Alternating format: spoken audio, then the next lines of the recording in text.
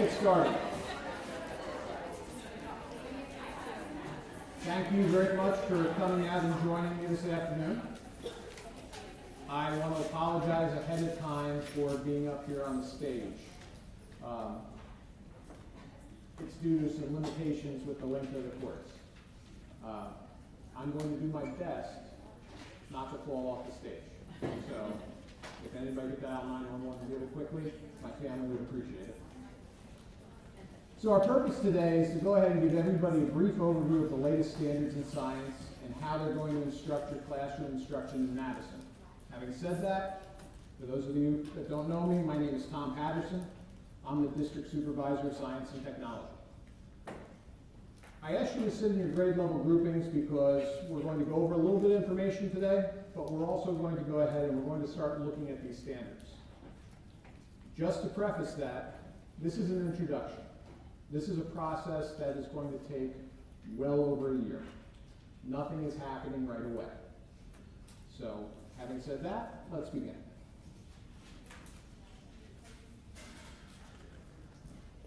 So the first question you probably have is, what exactly is the NGSS? It's another one of those acronyms. But NGSS stands for the Next Generation Science Standards. And these are the standards that New Jersey has adopted to replace the 2009 NJCC, lots of C's, S, Standards in Science. In many ways, I really believe that the NGSS is an improvement over the NJCCS, as it specifically focuses on how we teach science and makes a major attempt to consolidate the content and then revisit it at greater levels of detail as students grow along the K-12 timeline. I'm sure you have many questions about the NGSS and science in general, and I'm going to try to answer as many of these questions that you have today as I can. So the first question you probably ask yourself is why? Why do we need new standards? Well, I have to say this, it's time. It's been 15 years since the guidance has changed, and just think to yourself, could anybody wait 15 years to update their cell phone? Anybody? Anybody want to go back? So, we should be updating our science standards. The next question you probably have is, who did all this work? Well, there were many independent groups. They joined together, but most of it was led by Achieve Incorporated. They handled the majority of the oversight. The biggest question you have is, how does this affect us here in Madison? So bringing in new standards isn't always a welcome process. A lot of times we think that what we're doing is best, and sometimes it is best. But there are also times where we may need to make some adjustments. So the way I look at it is, the NGSS is a major opportunity for us here in Madison, especially in K-5. With the NGSS, we'll review our curriculum, we're going to take a look at it, we'll identify what works, we're going to identify what we want to change, and then we're going to identify what we need to be successful. So it's just an opportunity to focus attention on science and continue to grow an area, especially in K-5, that students are already very enthusiastic about. So what does it mean in your classroom? And hopefully this excites everybody. One thing it means is new resources. In speaking with many of you, I know that there's a growing level of frustration with some of the science resources that you currently have. So in the past few years, we've held off on making major changes in science for two main reasons. Does anybody know reason number one? I have more candy as prizes. Well, number one, we just went through a major implementation in math, and we didn't want to go ahead and put more on your plate. And number two, we weren't going to change anything until we had a really good idea of what the NGSS was bringing with it. And quite honestly, the NGSS resources are still being developed today. So one thing that you will find with the NGSS, though, is you're going to find some things that are familiar, and specifically that's going to be some of the things that are already aligned to the Common Core. Has anybody seen this graphic before? This is based on some work done in Stanford. The first thing I have to say is the NGSS is not the Common Core. The NGSS is not the Common Core. You'll find some similarities, but they are two totally different things. As you begin working with the NGSS, you are going to see some overlap. You're going to see where some of the things that you're doing in math, we're reinforcing in science. You're going to see some of the things in English language arts, we're reinforcing in science. Most noticeably, you look at the center, and you'll see that the majority of the overlap is about how students go about solving problems and how they go ahead and communicate their findings. This is something that I know everybody is very, very familiar with, and they're very, very understanding that the new assessments that we have in school, this is the cornerstone of those assessments, getting students to go ahead and to reason and to explain their reasoning. So, here's some frequently asked questions that might clear some more things up to you. First and foremost, the NGSS does not come from the federal government. The federal government does not mandate it, the federal government did not develop it, and certainly the federal government is not funding it. There are no incentives for states to adopt it. So then the question might be, well, if the federal government isn't responsible, who is? Well, the National Research Council, they started by performing the research, and they published the K-12 framework for science education. And that's the research basis for the next generation science standards. So once they had that research basis, they got together a team of 40 writers, and they worked with 28 lead states, and they developed standards. There were 2 public comment periods that were open to anyone throughout the country, and they had some fantastic participation, primarily from educators. These public comment periods had a major impact on the structure and the content of the standards. After the 2 revisions, the NGSS looked completely different from those first drafts, and it was finalized and released in April of 2013. Here in New Jersey, the state adopted the standards in the summer of 2014. So when do we plan to implement? The state has given us an implementation guidelines of being fully implemented by September 2016 for secondary science, that is 6 through 8, and elementary education, K through 5, comes the following year. Honestly, K-5 was most likely allowed the additional time so that we could go ahead and develop the proper resources. So, what else does it mean for science? Well, the main things that we need to focus on as we go ahead and implement NGSS is what we feel is important. And what we feel as important in Madison science, that's not changing. Doesn't matter what standards we bring in. What we feel is best for our kids is going to continue to drive our direction. What we want is we want students who are excited and passionate about learning. And we also want to give them the opportunities to go ahead and develop the way that they think, and specifically the way that they go ahead and communicate out these thoughts. So, I mean, after all, our goal is to educate students so that they can analyze the world around them, just like this young lady we're going to see in this short video. I have evidence that proves my dad's a space alien. He speaks a weird language. He drinks green stuff. He says he's from Albuquerque. I'm not buying it. I mean, just look at him. And one more thing, he has a spaceship. The evidence doesn't lie. My dad's an alien. The highly advanced Audi A6, named to Car and Driving's 10 Best. There's a nice plug for Audi. You know, throughout science, from K till 12, we ask from kindergarten to senior year. The teachers of these students, I think that the thing that we hope for them is that they're able to think critically, think constructively, and then explain their thinking to you. And while that may seem on the surface to be a small feat, doing it well is something that's incredibly hard, and I think it's something that we do very, very well here in Madison. And that's definitely something that we're going to continue to support. So, okay, so you've heard me talk. I'm not that funny. Thank God I brought the candy.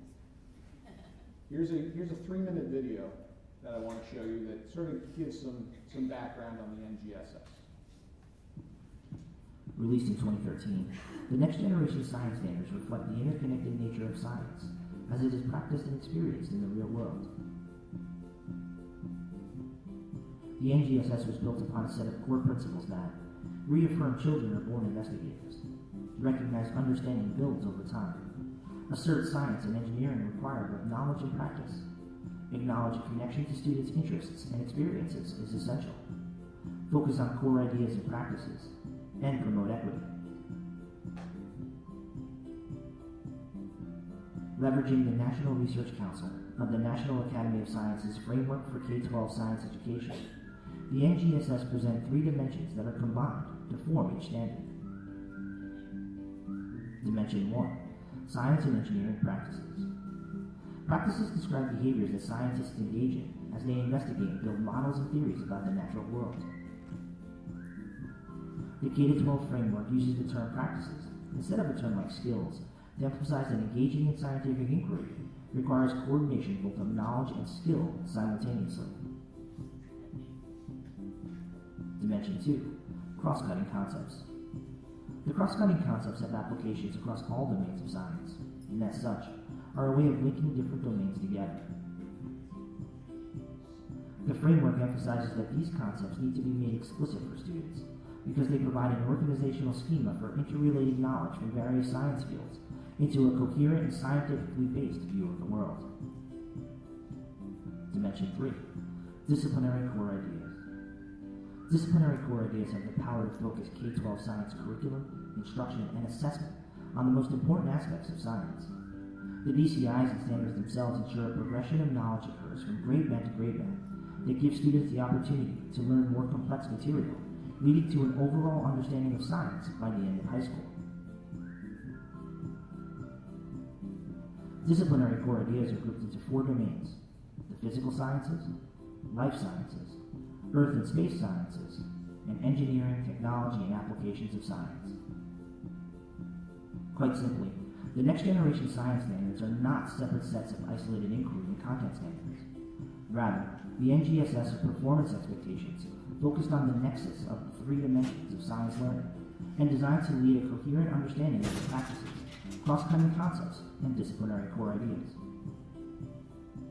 Finally, the most powerful shift of the Next Generation Science Standards is that students drive learning. The NGSS focus on both application and deeper understanding of the content. Let the natural scientist come out. Allow kids to ask questions, to find problems, make mistakes, redo and challenge thinking. Put them in the driver's seat to help them make sense of their world. Okay. Some of that sounds very, very complicated. I get, I'm the science supervisor, and some of those things he said in the end, they sort of concern me.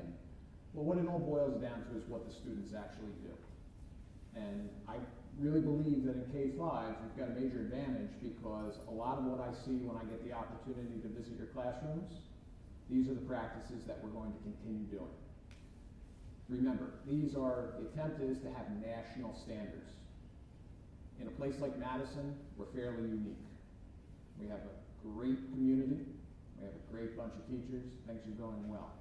So when you hear about NGSS and the changes and how people will totally have to revise what they do, sometimes that doesn't apply to us. Are there things we can do better? There are always things we can do better.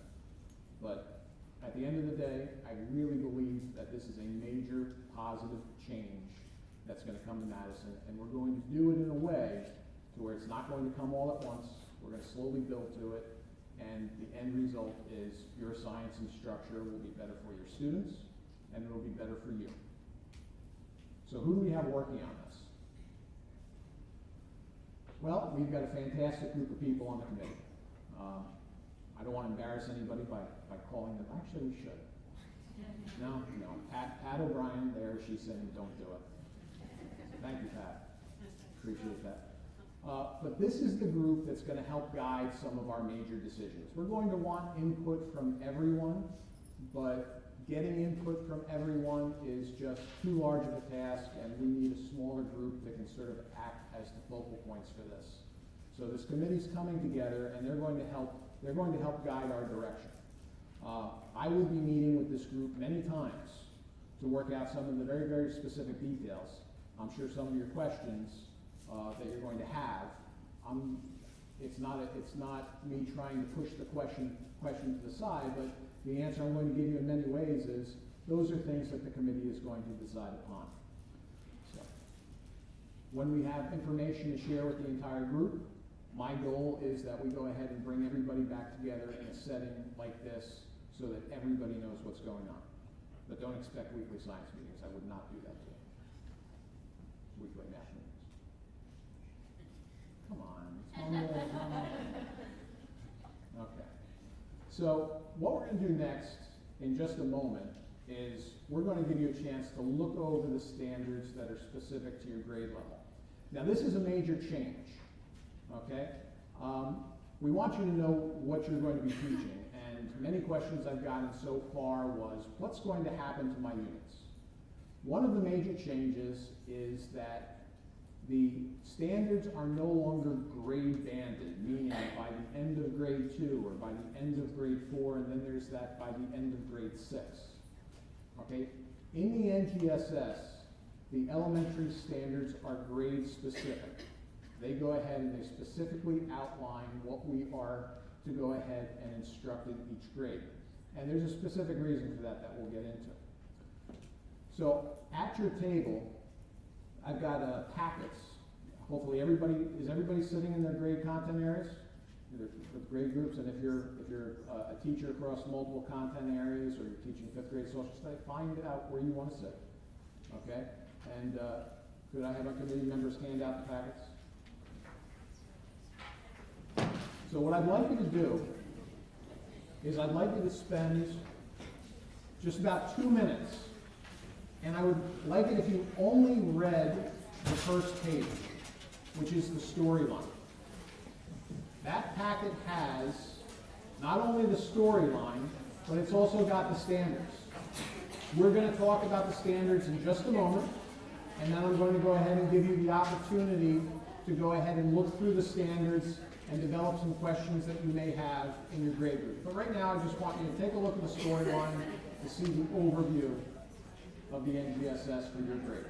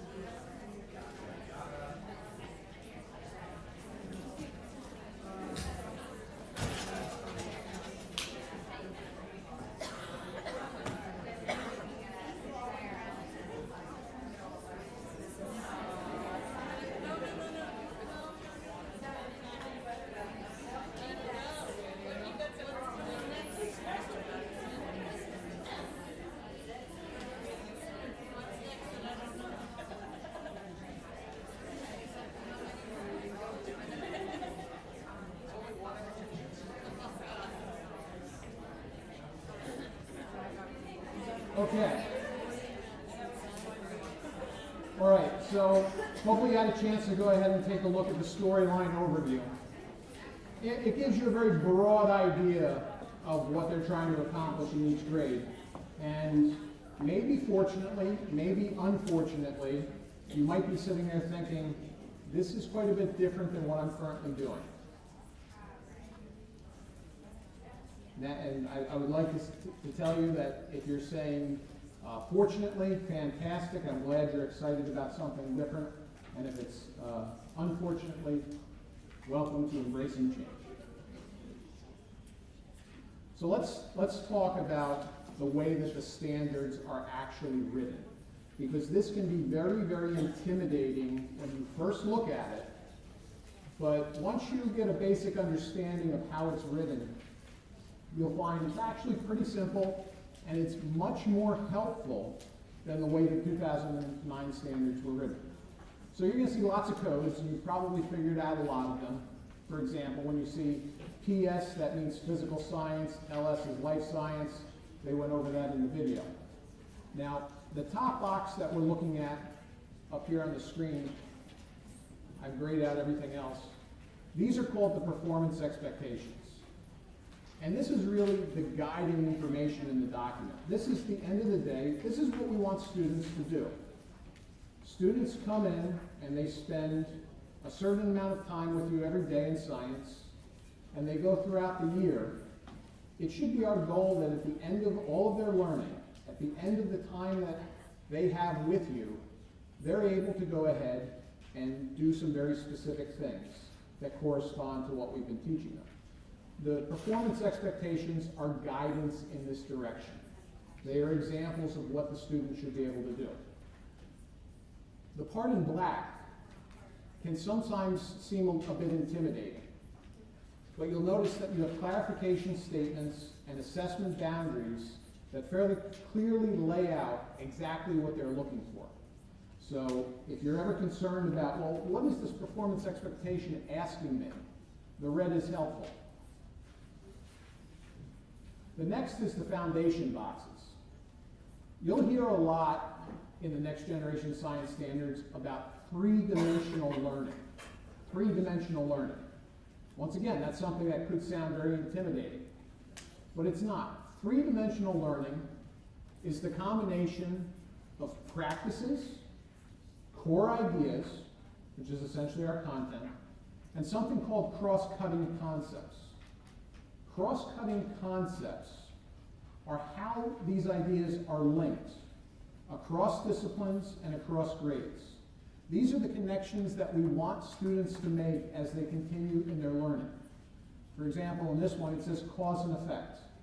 Teaching cause and effect and getting students to identify examples of, oh, this is cause and effect, is something that they should be doing from K to 12. It really helps strengthen their learning and gives them an idea of how these things are connected to each other. The last box is something called the connections box. We said that the NGSS is not the Common Core, but the NGSS was written specifically to draw links to the Common Core because they knew that the Common Core was going to be adopted by the majority of the country. So this box is really to help you out, and it's there to say that through the teaching of these science standards, you're also touching in areas in math, in language arts, and you're also hitting areas that are elsewhere in the next generation science standards.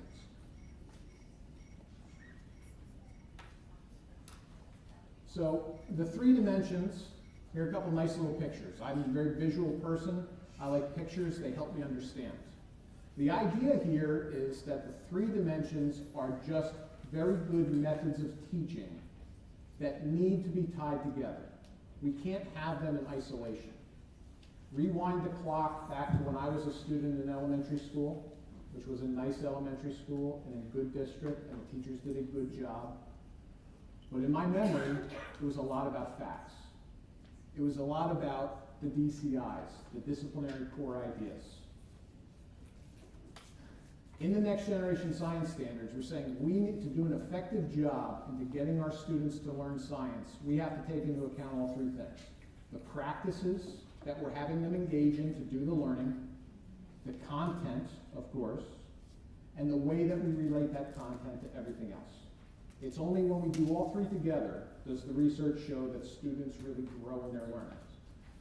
I like the stool. Has anybody ever tried to sit on a two-legged stool? I probably did in college a few times, and it did not work out well. So we need all three. This is, I'm not going to go into detail about this. You'll notice that this is on the last page of your handout. So when you're asking yourself, what are the practices? What are the different major DCIs in life, physical, earth, space, and engineering? And what are the cross-cutting concepts? You can go ahead and look there, and that'll give you the specific information. We'll go into further detail for those in future professional development opportunities. So a lot of people say, make a comparison for me. How are we changing? You know, how is this any different? Well, just look at the standards. On the left, we have something from the 2009 New Jersey Core Curricular Content Standards that says, basically what we want you to do is we want you to tell students that living things need things to grow, light, water, etc. And then the CPI, the way that we will go ahead and know whether or not students get this is, they will tell us that back. So things need light and water to grow, and then you say to the students, what do things need to grow? And they say light and water, and we say fantastic. Now that is a vast oversimplification of what you do. And I don't think anybody here actually does that. But that would be minimum expectations for the standards. The minimum expectations for NGSS is a little different. And this is more in line with what I know we do here in Madison. In Madison, if we want to make sure that students understand how things grow, our performance expectation is that they would go ahead and conduct an investigation. They would try to grow things. They would change variables. They would say, if I do this, what happens? Is it better? Is it worse? They would gather evidence, and then they would construct their argument from that evidence and demonstrate their learning. It really is a better way to write standards. We also talk about the progression. You know, this is just meant to show you that it's essentially spiraling. There's good ways to spiral, and there are bad ways to spiral. Bad ways to spiral are just revisiting things year after year. The NGSS, they looked at this, and their intent is to go ahead and have students revisit the same major topics again and again so that they really understand the big ideas, but to do this at increasing levels of sophistication at each grade level. Where are my first and fifth grade teachers? I'm sorry. I'm really sorry. Because the aquarium unit and the pond life unit, they're not spiraling, are they? They're sort of doing it again. We try to make them better, but that's been put upon you to go ahead and make it a much better experience for your students. And you've done a very good job. Now we have to go ahead and revisit this and say, let's find better resources. Let's find better resources so that this is built into what we do. So where can you go? Now I can just tell, I can feel the energy in the room. We are super excited. We're all going to get and we're going to race home. We're going to hope for a snow day tomorrow, just so we can stay home and learn about NGSS. Who's with me? Okay. Don't do that. Don't do that. Slow and steady. But let's just say you did want to go out and look at some things over time. There are two places. You could go to the Next Generation Science Standards website. Go to Google, type in NGSS. It's going to be the first thing that pops up. Okay? That website has a tremendous amount of information. If you want to become an expert in NGSS, this is the place to start. Not necessarily saying that's the best thing. If you're a visual person like I am, and you say, well, what does this look like? I want an example of what it goes ahead and looks like in my classroom. You might want to start checking in on the teaching channel. It's a website where we probably have all been there for something before, but if you go into their search box and you type in NGSS, you'll get a bunch of NGSS specific videos, and a lot of them are students doing NGSS in the classroom. And this is a fantastic resource because the teachers that are doing it with their students in their videos, Guess what? They're learning as they're doing it. Because quite honestly, no one is an expert in NGSS yet. We will go ahead and we will implement in September 2017. We will be in compliance, and then it'll really, and this is something I tell my secondary teachers all the time, it will take us 3 to 5 years to really do what the NGSS standards intend, to grow in our teaching and to constantly get better. I know that if I was going to return to the classroom tomorrow, I would fall right on my face if I would walk in trying to implement NGSS. It's something that you really have to work with to understand how it works, and it's a struggle. And sometimes you learn more from the feedback you get from the kids. I'm sure this is all experiences that you've had, and we're going to see it again with these standards. So what are the next steps? The bottom line is the Program Evaluation Committee is going to go ahead and meet, and they're going to work with me to go ahead and get the specific details ironed out. We're going to have to go out and find resources. We will identify those resources, we'll bring some of those resources in, we'll evaluate them, and then we're going to go ahead and we're going to try and share them out. We're going to try and get feedback from as many people as we can so that we find resources that we find valuable here in Madison.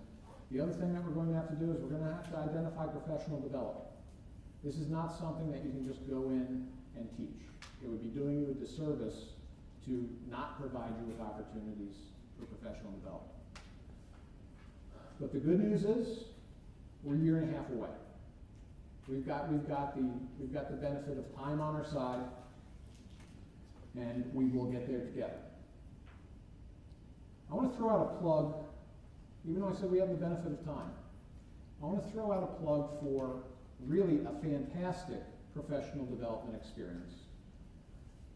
I don't know if you're familiar, the Science Education Institute is at Raritan Valley Community College, and they work in a partnership with Princeton University and Rider. And they're specifically working on the NGSS. The gentleman who's in charge of that, his name's Will Vanderveen. He's a fantastic educator, and he really puts on great workshops. I took 4 of my secondary science teachers to the workshop last year. I went with them and participated in the workshop as well. And at the end of the week, we all agreed it was really fantastic for getting us to understand all these things I'm saying about, well, you know, we're not really doing it. It's difficult to do. It may sound, you may say, I'm going to get this right away. That's what I thought going into the workshop. And then I realized, oh, there's more to this. But I left the workshop and I felt so much better about it. I didn't feel intimidated. I felt I left with the tools to where I could go ahead and apply it to a classroom. So this was really a fantastic workshop. The downside, it's only offered in the summer because it's 5 days. They have things during the year, but Will tell you himself, they are not, you cannot go ahead and put together 5 one-day workshops and make it summer. If you have any ability to go ahead and find a way to be at this workshop, Madison, of course, will send you, we will pay for you, we will support you. Mr. Mingle has made the commitment to anyone who wants to go, we're going to find a way to get them there. Because it is a very, very valuable workshop, and it's important that we start developing teacher leaders in NGSS to go ahead and share out with the entire group. So please keep that in mind. Think about your calendars. The week went by fast, and that's probably the greatest plug for an education workshop in the summertime. If you think the time goes by fast, it must have been a good workshop. So. Okay. Now what I know what you all want, this is the question and answer period. Ooh, and this is good because I can come down. So I had asked you when I sent out the invitation to this workshop, if anybody had some questions to go ahead and populate this Padlet. And many of you did. I took this screenshot this afternoon, so it should be current. If anybody added a question, I'm sorry, we can go to the web, but this will probably be fine. What do you notice about the majority of the questions? I'm trying to group them. They're about units. You know, what is going to happen? How is my teaching, how are my units going to go ahead and change? Well, That's one of the reasons I wanted to put these documents in your hands today, so you can see what it looks like for your grade level. If you went to the Next Generation website, you could find this for yourself. It's all out there. So you can go ahead and start looking at that and processing. What will your units look like specifically? That depends on the resources. That depends on what Madison decides to do as we go ahead and we bring in what we're going to use in the classroom. So, how will let's see, will K2 still have easy-to-use kits? When I say the word resources, I try not to use the word kits, but it's essentially what we're talking about. We want to go ahead and find resources that give you, the classroom teacher, everything that you need to go ahead and perform your science instruction. We don't want you to have to go ahead and augment and do a lot extra. But once again, that's something that we'll go ahead and we will determine through this committee. Are we still teaching the same units next year? Yes, for the most part. Oh, wait a second, what's that for the most part? That sounds loaded. Some people might decide to volunteer to pilot some new resources, but otherwise, there are no changes for the 2016-2017 school year. So whatever you're teaching in science now, that's what you're going to be teaching in science next year. How will this work into our already tight schedules? That's a great question. That's a question I struggle with. Quite honestly, I think that math and more science. You do it all through science. Yeah. That's I'm sorry. It feels like this is like the Super Bowl last night. I'm punting on 3 and out. Punt, voice. That's something that we're going to have to talk about in the committee and maybe on other levels as well. So, but we will go ahead and determine how much time does this instruction need, and then it's really up to the administration to find you a way to get that time. It's not up to you to figure out how to get that time in your schedule. It's up to us to figure out how to get you that time in your schedule. And unfortunately, that's not an easy answer, but we're going to work on it. Is it possible to reduce the number of units? Don't know. Probably not. It might go from 3 to 4. But the number of units doesn't really correspond to time. So it's really hard to answer that question right now. So, what will the most significant changes be? The most significant change, I've been thinking about this a lot. It's really, the problem is, like I said, we do a lot of things really well now. It's about making science uniform throughout the district. I didn't say throughout the elementary schools. I mean throughout the district. What we do in science should be the same from K to 12. The message that we send our students about what is important should be the same, independent of what grade that they're in or what school that they're at. So that's going to be the most significant change. You'll probably get very annoyed with me, but I'm going to develop mantras, claim, evidence, reasoning, things like that. But you guys are going to think it's great because you're going to say, wow, this is really in line with what we already do, and it's in line with a lot of the things that we do in Common Core. Is NGSS the same as STEM? No, it's not. STEM is science, technology, engineering, and math. STEM means so many different things to so many different people. I don't think we can go into it here. Some people say, well, the science education, that's STEM. We throw a little bit of engineering in there, it's STEM. Oh, that brings up a good point. I have a question. I hear we have to do engineering. I saw that. That was one of the content areas, engineering. When we're talking about engineering, look at it this way. The nature of science is to ask questions and answer those questions about the world around us. That's the nature of science. The nature of engineering is to solve a problem. How many students through your science instruction are solving problems? They're already doing that. We give them little engineering challenges and maybe we realize it, maybe we don't. So the engineering component, that's nothing to be concerned about. All right. That takes care of the Padlet questions. I have candy for whoever asks you a question. Or And Anthony, what did you say? Candy's a way to avoid questions? So if somebody raises their hand, just throw candy on their hand. What questions do you have? I will do my best to try and answer them for you.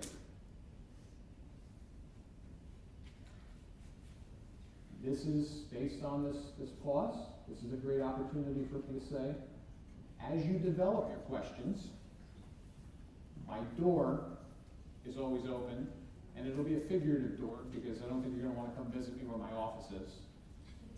Send me an email. I will be more than happy to make myself available to you to answer any questions that you do have. As we get moving with this, I'm going to be sharing a lot of content. I truly believe that Google is our friend. We'll go ahead and set up a shared resource folder where we'll put things like all of these storylines, we'll put them in a folder. I'll set up the sharing permission so everybody has access to it, and you can go ahead and go there. All right. I really appreciate your time today. Thank you very much for coming. Again, if you have any questions, please don't hesitate to ask. Have a wonderful evening.